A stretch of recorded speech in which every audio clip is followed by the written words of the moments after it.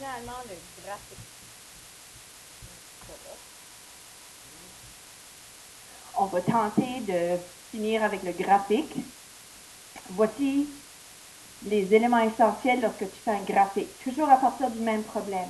Un rappel que la première colonne représente l'axe des X, qui est toujours l'axe horizontal. Et ici, on a l'axe des Y. Donc, à droite d'Y, Y, c'est ta deuxième colonne. Maintenant, il faut remarquer que ta table de valeurs commence à 0. Ton 0 n'a pas besoin d'être indiqué. C'est le point d'origine. Tu peux ou tu ne peux pas le mettre. C'est toi qui décides. Mais il ne faut pas oublier que là où les deux axes se rencontrent, c'est le point d'intersection. Donc, je place mes tirets. Je vais aller faire mon axe des X. Remarquez, mes tirets, je fais des bonds égaux. On va aller placer le 1, le 2, le 3, le 4 et le 5. C'est l'axe des X, mais il y a un sous-titre à placer. Remarquez comment j'utilise la ligne de ma feuille quadrillée afin de tenter d'écrire assez droitement. Ici, on a l'axe des Y, dont on va écrire, ce sont le coût. Donc, on va placer nos tirets. Tant et longtemps que les sauts respectent peut-être pas assez de place, mais c'est pas grave. L'essentiel va être bien compris. Donc, on a 1,25 $, 2,25 $3,25. Je vais arrêter la capsule à 4,25 $, mais ici, on aurait le 5,25 $.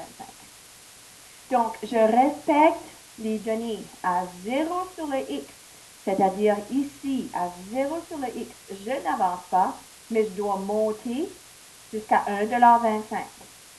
Le 1 km me coûte 2,25 $. Le 2 km, 3,25 $.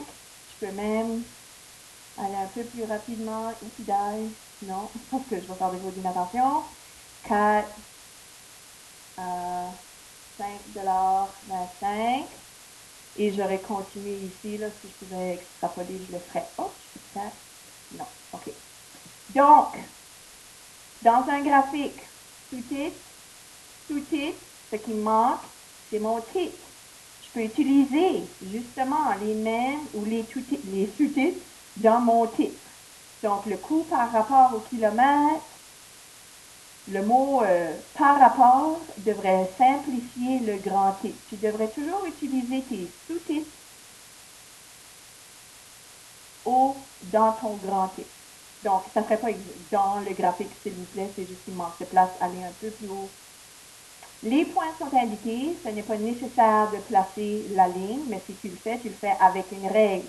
Comme ici, je veux l'axe fait avec une règle.